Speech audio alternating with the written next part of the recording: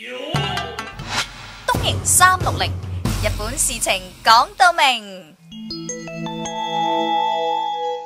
まもなく2番線に次は有楽町。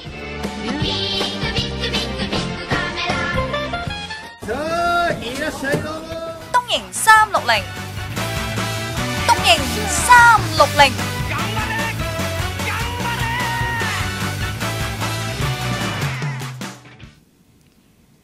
こんにちは，草菇です。今集嘅東瀛360咧，依然有兩位嘉賓，吳先生同埋 Andrea 生同我哋講下日本食品喺香港嘅發展嘅。吳生你好，大家好。 Andrea 生你好，大家好。咁上集咧就講到咧，我哋終於要講到日本餐廳喺香港嘅發展啦。哇，好得意喎！原來頭先傾偈嘅時候咧，知道咗有一樣嘢，就係咧吳先生喺香港開設嘅日本餐廳咧，原來正正就係 Andrea 生佢爸爸帶佢去嘅第一間日本餐廳喎。係啊，童年回憶啊。哦，呢個都係一種緣分嚟㗎。咁啊，吳先生啊，頭先咧，我記得咧，你就有同我哋講過咧，應該話上集咧有講過啊，大院咧就有日本嘅餐廳，都算係比較早期啲。咁係咪香港嘅第一間餐廳啊？唔係嘅，香港喺戰後啊，第一間日本餐廳開嘅時候咧，就喺彌敦道，而家仲健全嘅帝國酒店 Imperial Hotel 嘅頂樓咧，有間叫做東京 Restaurant、Tokyo Restaurant。呢個係1959年開嘅，呢個係戰後第一間。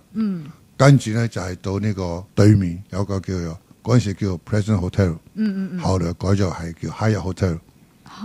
喺地度有間叫做大和 Yamato。咁跟住咧就係到呢個大丸百貨公司。終於到佢啦。之後咧就喺美麗華酒店咧就開咗金田中。當初嘅時候咧就係除咗大丸之外，所有日本餐廳都係開喺九龍。因為點解咧？就係嗰陣時日本嘅客人、商人，如果要同大陸經商嘅時候咧，就一定經過香港，由香港坐火車去廣州，再去國內去做生意。所以就所有餐廳係啦，仲要喺尖沙咀區添。係啦。咁即係其實主要都係 serve 啲日本人啦。咁我相信價錢都應該比較冇錯，因為喺嗰個年代嘅時候咧，第一嗰個客路唔係好廣闊，嗰個 operation cost 比較高。我仲記得嗰時候，譬如好似喺大院嘅餐廳，如果食一客 sukiyaki 嘅話咧，係要25蚊。25蚊大概。咁或者大家唔知道25蚊嘅概念係幾多？我可以話俾大家聽，就係喺當時大院百貨公司嘅售貨員平均嘅人工咧，就係215蚊。哇！即係多過10% 食一餐飯。食一餐飯。咁應該我都明嘅，咁你好似你咁講 service 係非常之好噶嘛，係咪？即係去翻日本嗰個程度。係冇錯，係。所以嗰時啲服務員咧，就每一間餐廳都有日本小姐做服務員。哇！廚師就係日本嚟，因為嗰時嗰個技術仲未像香港人可以做得到呢個日本菜嘅技術。咁之後其實發展到咩時候先至開始多翻啲香港人去呢個日本餐廳食嘢咧？就喺70年代嘅時候咧，日本經濟蓬勃嘅時候咧，就好多企業嚟香港發展。特別係呢個百貨業、金融業、股票證券業，大家都嚟香港拓展個市場嘅時候咧，咁日本嘅遊客亦都多咗，喺香港居留嘅日本人數亦都多咗。由60年代嘅時候得100幾200人嘅日本人嘅居留嘅人數咧，到最高峰時嘅時候有5萬幾固定喺香港居留嘅，再加上一啲所謂流動性嘅，可以講一個月差唔多有成6萬幾7萬人嘅日本人喺香港居留，係一個數字，喺當時嚟講係一個好大嘅數量。都係好大商機。咁就好多中國嘅經營者亦都發覺日本料理嘅嗰個利潤嘅奧妙，佢哋覺得奧妙咧，係啊，點為之奧妙咧？就係第一，佢就唔明白點解2片魚可以賣得你2片魚生100幾十蚊咧？係。中國廚師又好，或者中國中餐老細，佢諗極都諗唔明。佢一條魚賣俾你，都賣俾100蚊，仲要蒸俾你啊！仲要蒸埋俾你，生嘅仲要生嘅下面切2片俾你，可以賣100幾蚊。佢覺得個利潤係無底深潭。咁亦都開始呢，大家都開始接觸日本料理，就想話做下揾錢生意。咁咧就忽然之間就喺嗰個時代咧就雨後春筍啦，就膨脹到好犀利。咁嗱日本人嚟開日本餐廳就有一定嘅水準嘅保證啊。咁既然咁多中國人老闆都開，咁水準上高，咁又點咧？佢唔識得整日本菜㗎嘛，應該。咁佢就話喺現在做開嘅日本料理之中嘅中國廚師呢，就係挖角嚇。咁所以變咗就佢做唔到好一流嘅日本料理，但佢可以做到日本風味嘅日本料理，似模似樣嘅日本料理。係啦，所以亦都係造成一個機會咧。好似到目前嚟講，日式嘅料理咧，全部計埋晒咧，大概有1200多間日本料理。而家冇錯，到目前嚟計。好似頭先聽你講咧，其實就係因為喺當時咧，一時間有好多嘅餐廳忽然間開業，咁有一個競爭比較唔係咁健康嘅發展，所以你會有個概念去成立呢個香港日本料理協會，係咪？係冇錯。因為喺當時嚟講咧，就我哋有幾個最頭痛嘅問題，一呢就係個培訓人員。咁啊，第二咧就個市場，因為大家開咗都係向住日本人嘅市場去爭取呢個生意嘅銷售對象。咁嗰時個提供講就話，香港嗰時有600幾700萬人口，我哋點解唔將嗰個消費層次推向香港人嘅口味咧？咁樣咁當然我哋係魚生去推廣咧，就比較困難啲因為你好難叫香港人接受魚生嘅呢個文化。但係日本有好多係熟食嘅，所以我哋第一次做嘅一個呢個推廣咧，就係做鰻魚節。鰻魚大家或者嗰陣時係幾時啊？記唔記得？係70年代嘅時候。鰻魚係鰻魚飯。OK。咁大家可以知道，當我哋成立咗嘅時候咧，亦都有好多報紙亦都登過，話日本料理進軍香港。咁再加上好多原來由鰻魚開始。係啦，由鰻魚開始，跟住做炸蝦各方面咧，咁慢慢推俾香港人嘅時候咧，就到而家就變咗好多香港人咧食日本菜式咧，仲叻過正式嘅日本人。佢嘅口味比較要求又高，經濟能力又強，所以變咗而家咧就係日本菜式喺香港接受程度咧係一個唔係話接受，係融入咗香港飲食業之中嘅一份子。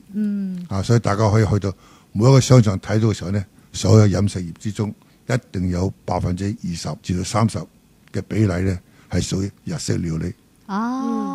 你其他有中菜，有中菜有西菜有披薩有奇里卡啦，咁其他嗰啲嘢咁樣。但係日式料理一定係佔20%至30%個比例。咁我又忽然諗到一個問題喎。因為吳先生你喺日本都不斷咁去搜購唔同嘅食材啦，應該食盡呢個日本所有嘅料理咁滯㗎啦。你有冇覺得有啲日本食物咧係香港人 miss 咗嘅咧？即係我一諗日本食物，通常大家都諗到壽司啦，諗到可能 sukiyaki 啦咁樣。有啲咩食物係其實真係我哋 miss 咗？有幾樣嘅，因為香港嗰個租金嘅問題，同埋單品即係所謂嘅攤邊，係單品，就喺香港咧就係個經營上咧係比較困難好多嘅。好似最近先係比較流行啲嘅，好似係拉麵啦，大家都可以知道一窩蜂好多拉麵。但係如果大家再回憶睇嘅時候咧，有好多沉咗水咯。例如剩咗嘅唔係好多噶啦。咁所以變咗即係單樣嘅嘢喺香港經營咧係有個困難度。咁再一樣就沉咗水有啲乜嘢可唔可以講一講？沉咗水即係冇咗啦，譬如話喺呢個市場譬如消失咗啦。嗰啲咩啊？八爪魚波。八爪魚波咧都仲有少少，唔係好多。咁就仲有一樣就喺香港就從來未出現過嘅。譬如好似如果你去到關西，好出名嘅就係所謂叫做 Okonomiyaki。香港都有少少嘅。佢唔係專賣店。係嘛？佢就喺某種餐廳裏邊，或者佢有附帶。或者係去到港島 Hiroshima-yaki，亦都係 Okonomiyaki 之一嚟嘅。但係嗰啲單店嘅香港就好難生存。再一就係好似係蕎麥麵。你去到日本嘅時候，你可以見到通街都有お蕎麥屋生。但係喺香港，お蕎麥屋生冇辦法佢可以生存得到。我明你意思啦，即係香港人都係中意咧去到一間餐廳咧乜都有得食嘅，我又要食魚生，我又要食sukiyaki， 我又要食蕎麥麵咁樣。係冇錯，因為點解咧？香港人佢食飯咧都係以中餐嘅構思為基礎嘅，即係有大魚大肉，有菜有食咁樣，乜都嗌啲 share，冇錯啦，係啫，咁先至可以係叫食喎，係啦，咁我哋有時即係曾經見過有啲鋪頭就好奇怪嘅現象係，佢叫一個炸到蘇巴佢攞5個湯，即係5個豉油湯，係5個我 OK，即係換個上次佢5個人，咁即係5個人食一個炸到蘇巴。喺香港有咁嘅情，但喺日本咧就絕對見唔到有咁嘅情嘅，即係呢個食嘅文化咁分別係。可能唔識食。好，咁我哋而家休息一陣先，翻嚟咧繼續同大家東瀛360講下日本食物在香港嘅。一期一會，一語一會。皆さんこんにちは。一期一会のコーナーです。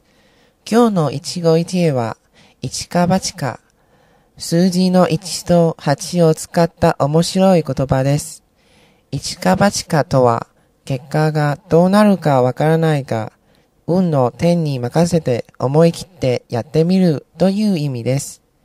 自信はないけど一か八か能力試験の N1 を受けてみようなどと使います。皆さんもやりたいことがあれば一か八かやってみてください。各位聽眾大家好，我係福仔，又係一語一會嘅環節。今日介紹嘅一語一會係一か八か，一個由1同埋8呢兩個數字組成嘅俗語。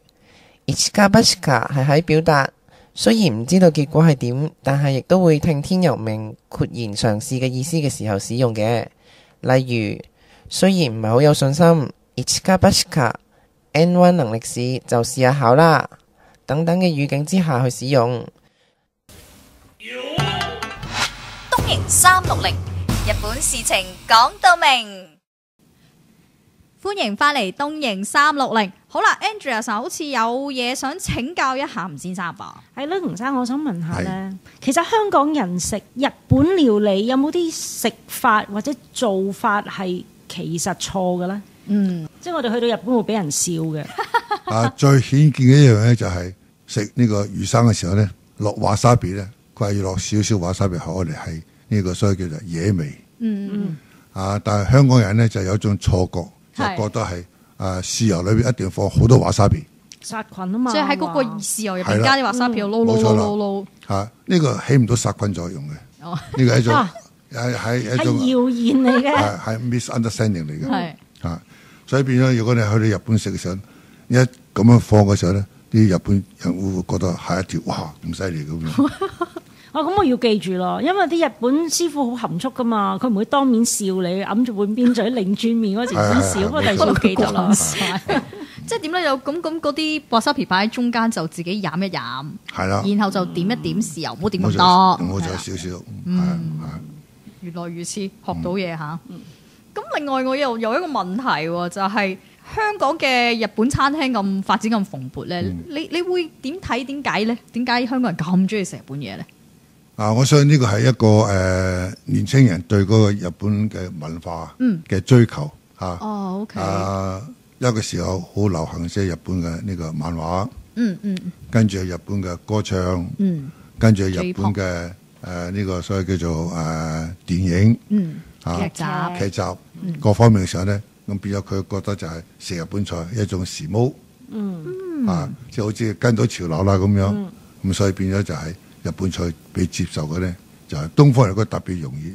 我都已經曾經同人講過，我係日本菜喺東方嚟講容易被人接受，因為點解？我哋同日本嘅文化有好多共通點。大家唔知有冇留意到？我哋食西餐就好麻煩。要動刀動叉。OK。如果你食日本菜嘅時候咧，同食中菜嘅時候咧，起碼第一，我個道具係一樣，大家都要用筷子。第二，調味料咧，大家都要用豉油做調味料嘅。